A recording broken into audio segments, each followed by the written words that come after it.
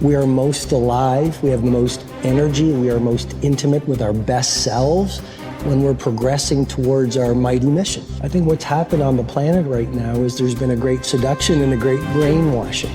When we are kids, we want to be astronauts. We want to do all our dreams.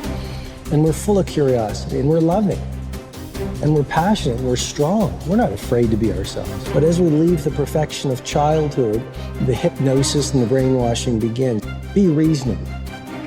So that's our nature, but our parents give us limitation based on their limited psychology. And don't sing too loudly, don't dream too big, don't be too passionate. As we've left who we truly are, we've contracted.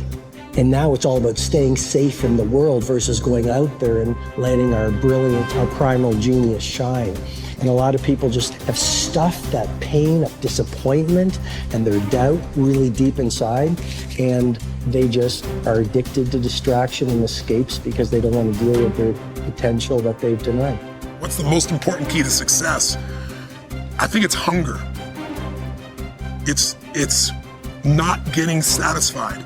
A hunger that doesn't go, a hunger to learn, a hunger to grow, a hunger to serve, a hunger to give, a hunger to create breakthroughs. Most people are hungry until they make a certain amount of money and then they get comfortable. And there's nothing wrong with that, but it's not about the money. It's not about the business. It's about your growth. Because every one of us either grows or dies. People ask me all the time, what does it take to be happy? I say one word, progress. Progress equals happiness, because achieving a goal feels good for how long? A week, a month, 3 months, and then there needs to be something else. And the reason for something else is because you gotta grow. I want to find more. All I can. And in that sack of you have to dive in that to find more. Because if you're not willing to go in there and face yourself, I can find anything. You can live right here on surface, man, right here on surface.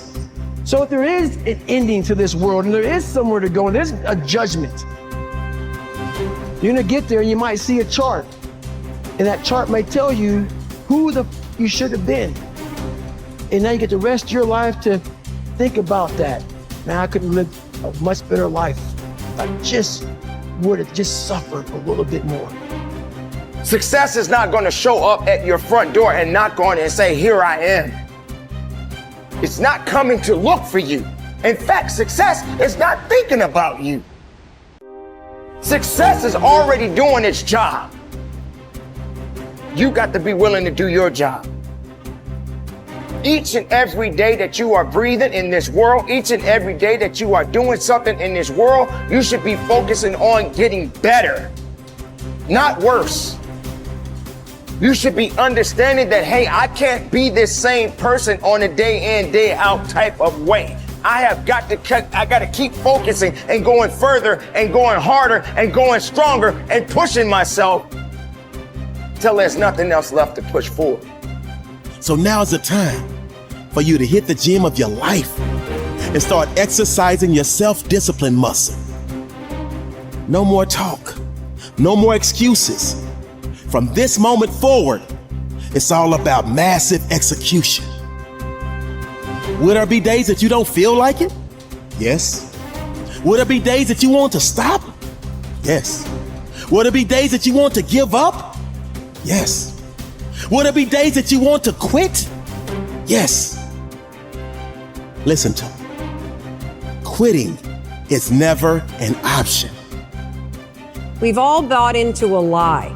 We've bought into a lie that confidence is belief in self. And so when you're in a situation which is normal, where you don't believe in yourself, you're like, oh my God, I have no confidence. The truth is, and I want you to walk out of here with a new definition of confidence. Confidence is the willingness to try. Because when you try and you take action, what happens, and what's happened for France, is that when she sees herself taking action, what happens is she sees herself being the kind of person that takes action. So she has evidence that she can rely on herself. And that action is what builds confidence. It doesn't start with belief. The real way for most of us is not to wait to believe, but to push ourselves to act. And through the action, you will build the belief. We're built to walk uphill. And when you reach the pinnacle of the hill, you want to stop and appreciate the vision, but the next thing you want is a higher hill in the distance, because it's the uphill climb that it's from the uphill climb that we derive our value, and I mean this technically. So almost all the positive emotion we feel, especially the emotion that fills us with enthusiasm, and that's to be filled with the Spirit of God, by the way, because that's what enthusiasm means. That's experienced in relationship to a goal. And so in some sense, and this is part of the religious enterprise, you want a goal that you can never attain, right? So you can always move closer to the goal that recedes as you move towards it. You think, well, that's frustrating. It's like Sisyphus pushing the rock uphill. But it's not, because as you pursue that goal, you put yourself together and your life does get better and richer and more abundant. And that's why the highest levels of virtue and goal are in some sense transcendent.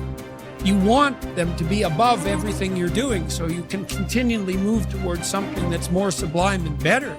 That's what you are. You're here to live, not to sleep. I didn't study, I didn't study a book. I literally put myself in a fire repeatedly, like a sword. You put a sword in a fire repeatedly and repeatedly. If you keep on doing that, you're going to get a nice sword. And then you keep on beating it. You got to beat the shit out of it. And that's what I am. Yeah. I became that. I said, okay, we can't quit. We got to figure out why you are this. Why are you this, man? What is wrong with you? What's going on here? So I kept on putting the sword back in the daggone fire, and I just beat it harder. And I beat it harder. Before I knew it, I started realizing, all right, man, the brain is starting to get hard. The brain is starting to get hard. I'm no longer a theorist. I'm now a practitioner. I put it in hell. I dissected it while it's in hell, because you can't dissect anything in a normal environment. You can't dissect anything in 72-degree weather. You must put it in the freezer and freeze the fuck out of it. And then you dissect it. Dissect it when it's miserable. Dissect the brain when all it's thinking about is, I need to get out of here, man. I want to get out of the fucking freezer. Open the door. And you said, nah, 5 more seconds, man. 5 more seconds in the freezer. And that's when you start to pick that brain apart. And that's what all this stuff did to me. I kept on putting myself back into the freezer or the fire and beating the out of myself, mentally and physically. Before I knew it, this is what happened. Ralph Waldo Emerson believed that anyone who had put their heart and soul into their work and had done their very best could hold their head up high. Merely talking about it or only putting in a modicum of effort wasn't good enough in his mind. It was all or nothing. He believed that doing your best was an admirable quality, and that although you might not always be successful, knowing that you had done all you could was often all that mattered. At least you could look yourself in the eye. This ethos is central to many youth movements, such as the Scouts and Guides, and is a great philosophy for life in general.